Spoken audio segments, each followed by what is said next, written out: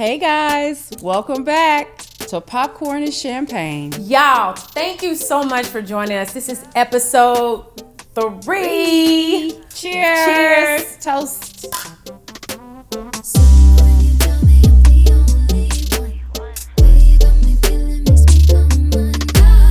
Please subscribe.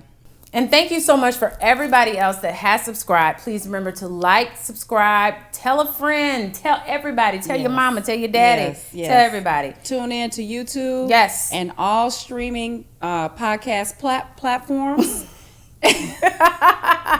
What she's trying to say is that please, wherever you get your podcast, download it, like it, all of that. I said that. You did. It was just a little different. Anyway, it's been a long night. It has. It really has. Okay, so you know what? We got a lot to go over with tonight. Yes. We're going to start with the infotainment. Let's go for it. Yes. So, Tiff. Yes. Jay-Z and Blue Ivy. Oh my God. Was that not the most cutest, precious thing ever? At the basketball game. Yes, at the basketball game on Sunday. Mm-hmm. Yeah, the Golden State Warriors and the Celtics, right? So Blue Ivy, she was so annoyed by her dad giving her a hug because they gave Jay-Z a shout out, right? And when I tell you, I instantly fell in love with her. And you know why I fell in love with her? Why? She had on hoop earrings. And she's 10.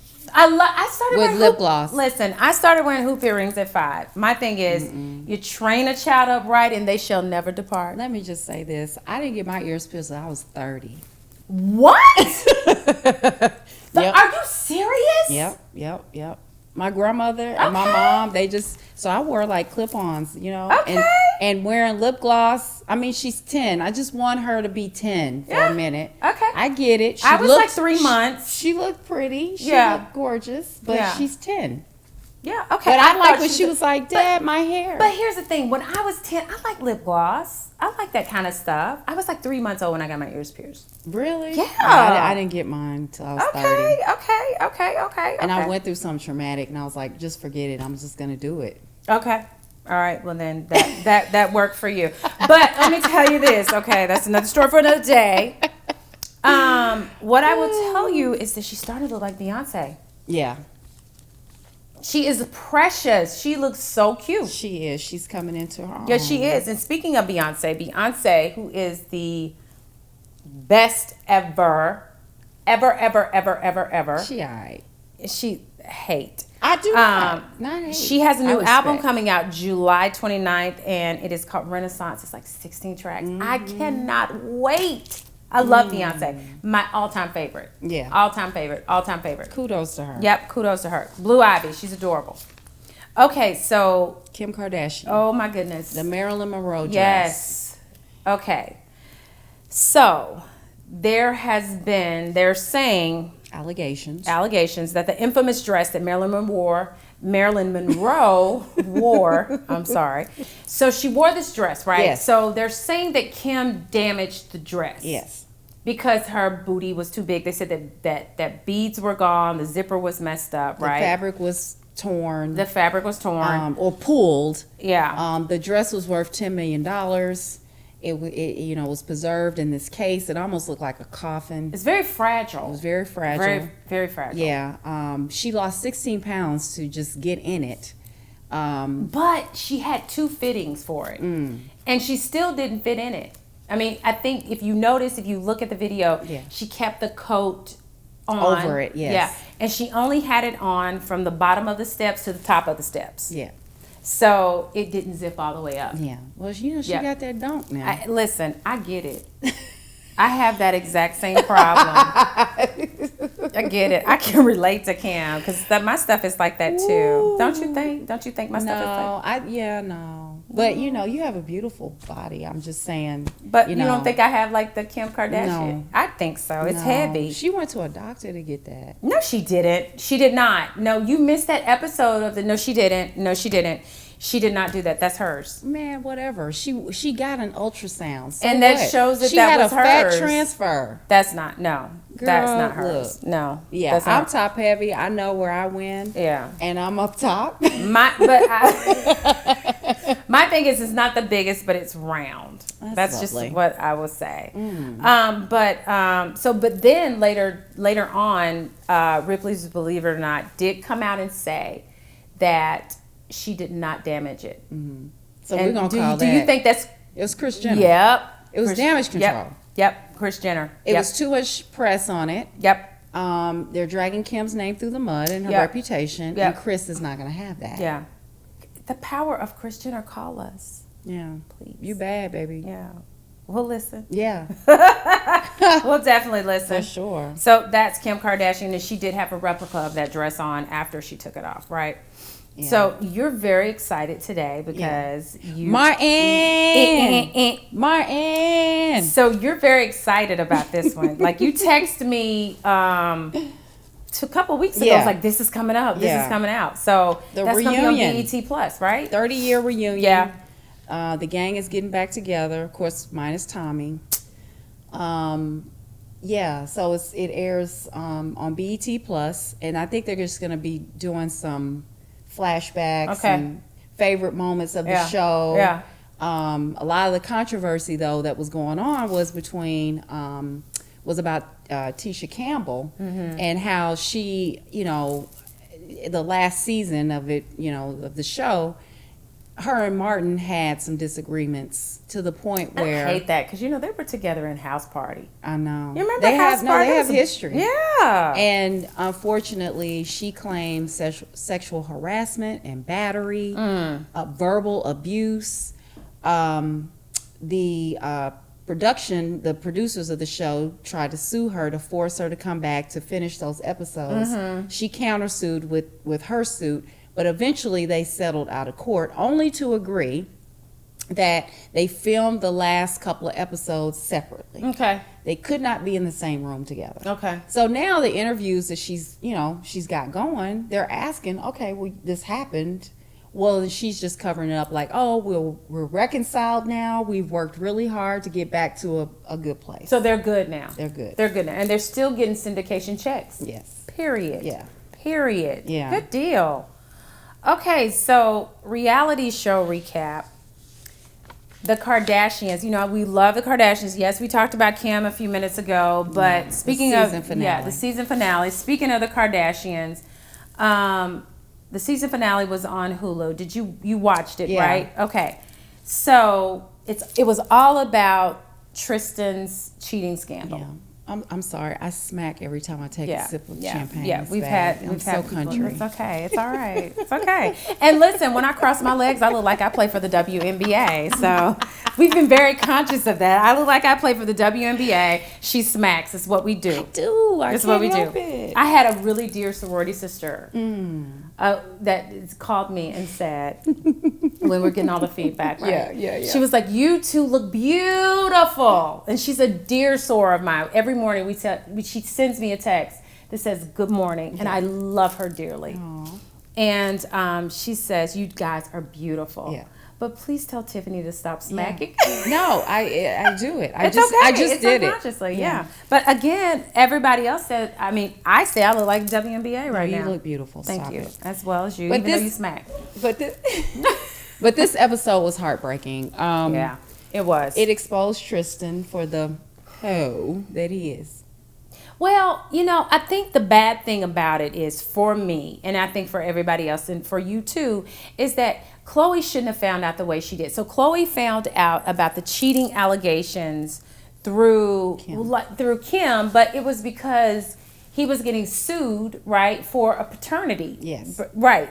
So he wrote this declaration that he did admit to this. He could have told Khloe about this before. Yeah, and the whole thing was to prove his paternity of the child. Because the baby mother had Marley Nichols had already basically started the process. Yeah. It's just it's unfortunate, but there's only so many chances you can get. And like you said, when you have a child, that's receipts. You got receipts on that. At its best. Yeah. And I just want her to move away from these athletes. I just think that's not her lane. Yeah. And to stop being so accommodating. Right.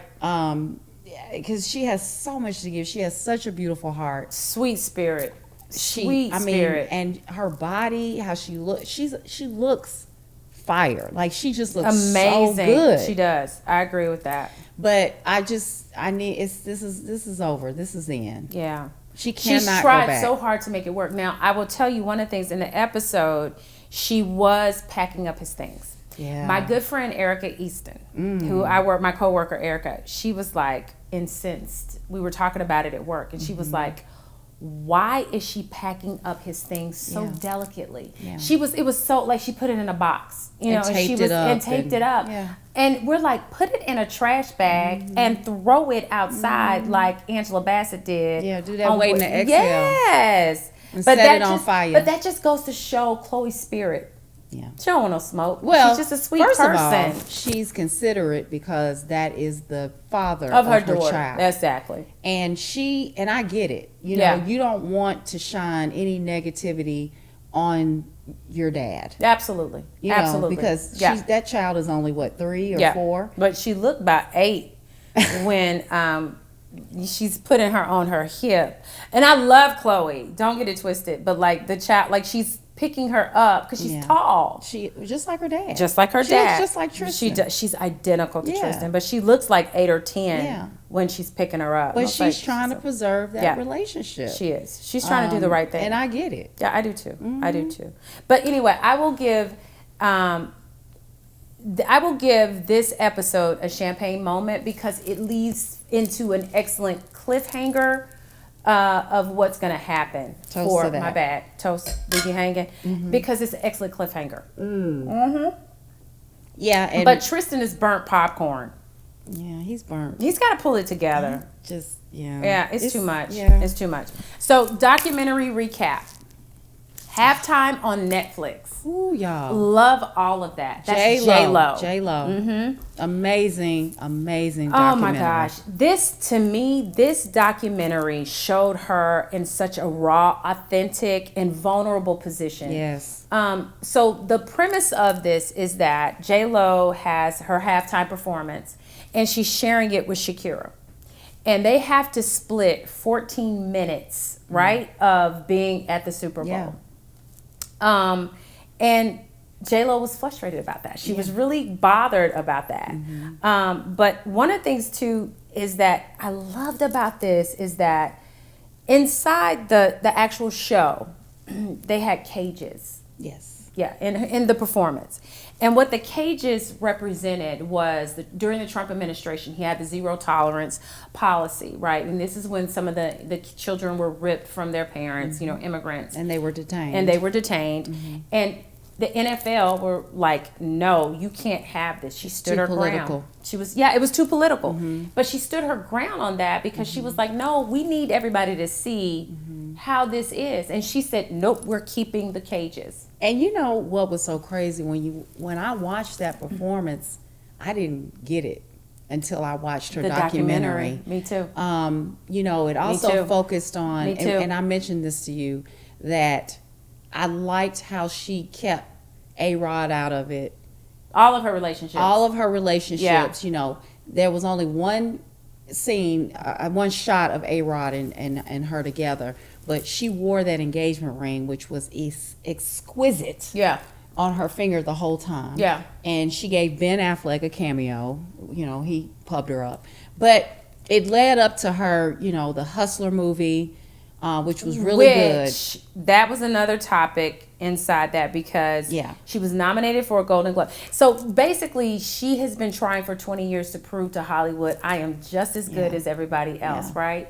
And so she got nominated for a Golden Globe. And so usually when you get a Golden Globe nomination or if you win, it usually is a prequel to the Academy Awards. Well, right? You go through the SAG. Yep. And then, I mean, it's a good prediction. It is. So to speak. It is. So she got snubbed. She didn't even get nominated. And what I felt for her when she was at the Golden Globes, she took on the responsibility of her entire team. she felt bad, not just for herself, but that she let her entire team down. Well, can we just toast to Benny Medina? My gosh. When I tell you know, that's her day one. That's her manager, Benny Medina. That's her day one. And he is a powerhouse. He is. Do you know that Benny Medina, the Fresh Prince of Bel-Air, is patterned after Benny Medina? Yeah. Yeah. And he is such a powerhouse. But he's been with her for day one. Yeah. Since day one. Yeah. And I just respect him so much. He was devastated. And his work that he does. Yeah. He's a brilliant guy. Yeah. But that Super Bowl moment, having her daughter on stage, that was her Oscar moment. She killed it at that. Now, the Hustler movie, it was good. Yeah. She looked amazing in it. But I'm going to tell you, her Oscar should have went to Selena. Yeah. Oh, gosh, yeah. Selena was the best. I mean, she was new on the scene. Yeah. But she killed it. She did. In Selena.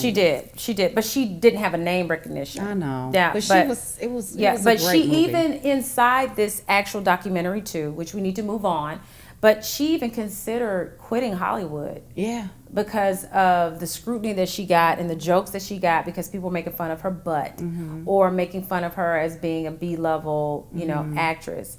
And she considered that. But what really was of relevance to me is that she is a working mom. Yes. That has still insecurities. She still has vulnerabilities like all of us working moms do. Yeah. So I saw her. I'm a huge J-Lo fan. Me too. Not like I am a Beyonce fan, but I am a huge J-Lo fan. And I love the fact that she was vulnerable and she showed that spirit. She did. Yeah. I totally walked away respecting her even more. I agree. And, as being a single woman. Yeah. When she talked about self-esteem, it's so important, because people's perception of you can get confused. Right. And you just want, when you fall in love, you want it to be, special, and that partner that you want to find. And I think because of her self-esteem, it affected the men that she chose. Yeah. And it's okay. She's human. Yeah. And I thought she got a bad rap on that. Yeah. Yeah. So I absolutely walked away just respecting her even more. Yeah. It was one of my favorites. Yeah, that one was a good one. So the next documentary that is very, very, very disturbing. Oh. It's really actually horrifying. It's called Keep Sweet, Pray and Obey. On Netflix. I watched it this weekend, and I was writing notes down, and I was disturbed. It's a 4-part series. 4-part documentary on Netflix, and it is about Warren Jeffs, who is he calls himself a prophet. So basically, he claims to be the prophet and compares himself to the Pope. This is with the fundamentalist Church of Jesus Christ of Latter-day Saints. Yeah. Everybody knows of this. It's a polygamist. It's basically a marriage cult. Yes. So the premise of this is that Warren Jeffs, he inherited this from his dad. His dad's name was Rulon Jeffs. And he would always tell the women to keep sweet. Right? And he even had it on the soles of his shoes. Yes. And what that meant was to be obedient and, you're supposed to do everything that the man tells you to do. Yeah. So he passes away, right? He has so many wives, right? Yeah. But he's considered. He preached that he was supposed to be reincarnated. Yes, and they believed it. Yeah. They thought that he was supposed to rise from the dead. Yeah, rise from the dead and be a new spirit, right? Well, that didn't happen. He passed away, and he had all his wives were in white, right? How many wives did the dad have? Do you know? I don't remember how many he had. It might have been 60 something. No, it was 60 something wives. No. Yes, I think it was. Okay. Regardless, his son takes the ram, right? And he is now he's the self-proclaimed prophet. Yes. He ends up having, and he's sicker than the dad. Oh my gosh, he's disgusting. So what happens is, in this particular religion, if you have 3 or more wives, that gets you closer to God. That's right. Right? That means that you're going to go to heaven, you're going to have whatever. So if you have more than 3 wives, you're like sure you're going to go to heaven, right? So this guy, Warren Jeffs, his dad dies. He takes over the realm as the leader of the FDLS. I think that's what they call it. He started marrying some of his dad's wives. Yeah. So it's kind of like you're marrying your moms.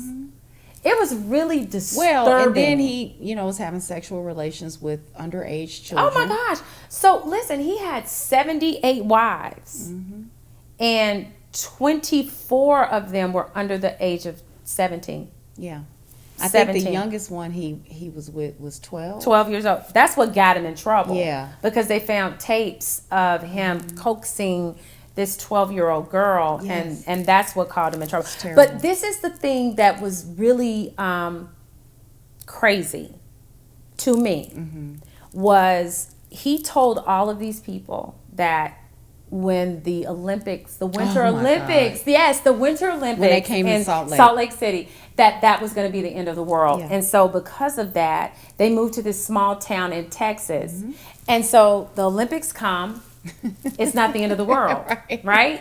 And so what happens? He tells them, you've been spared. Yeah. So then that ups their loyalty, and then he ends up fleeing, though. Girl, it's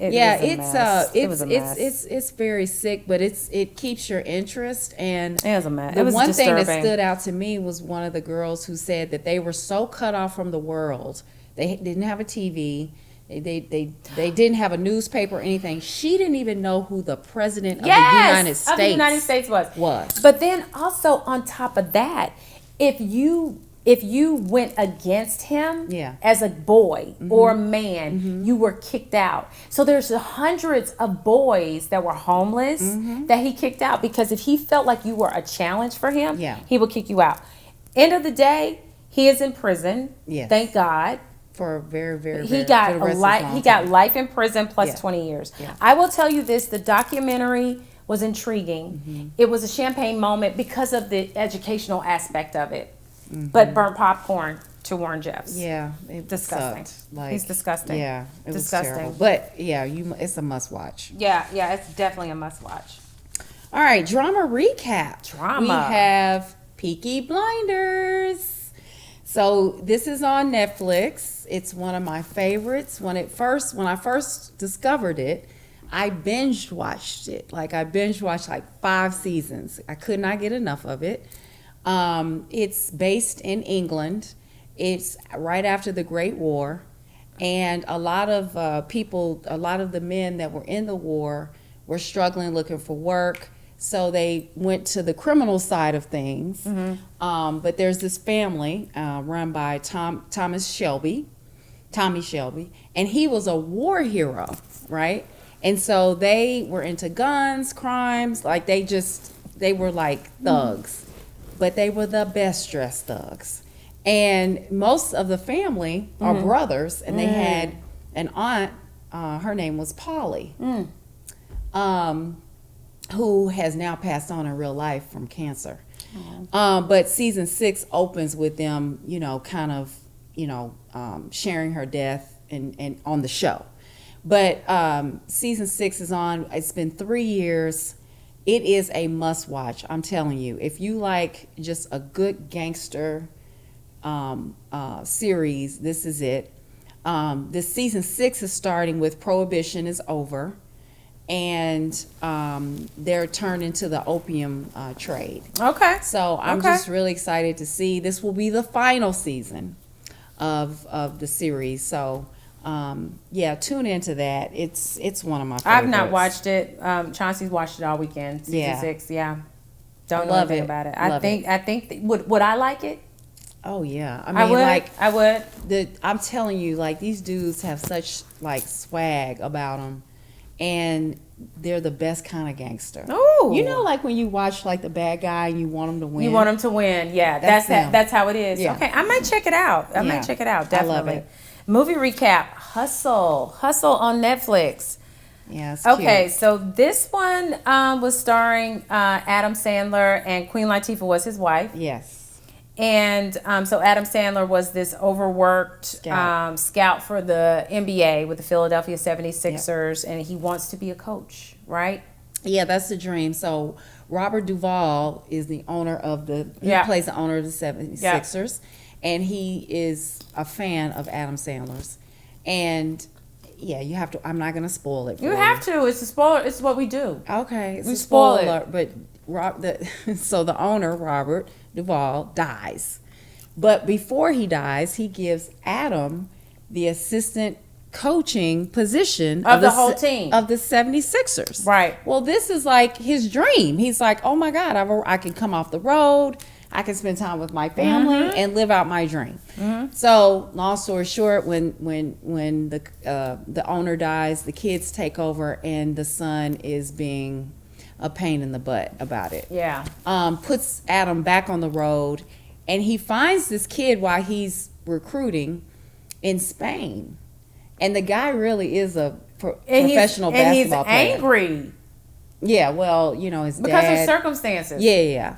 I mean, he was raised by his mom. He has a young child. But he was a daughter. hooper. Yeah, this dude was like raw. Like he said in the movie, if Scottie Pippen had a wolf had a baby. Yeah. Yeah. So it's a really good feel-good story. Can I tell you what my thoughts were on this? Yes. Because I watched this movie because you told me to watch it, right?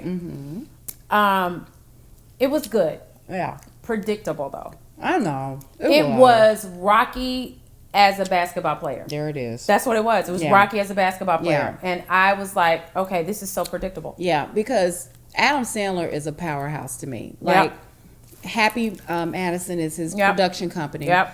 And this guy, when I tell you, when he got his stardom and he started climbing in movies and things like that, he took his friends with him. Right. And everybody eats.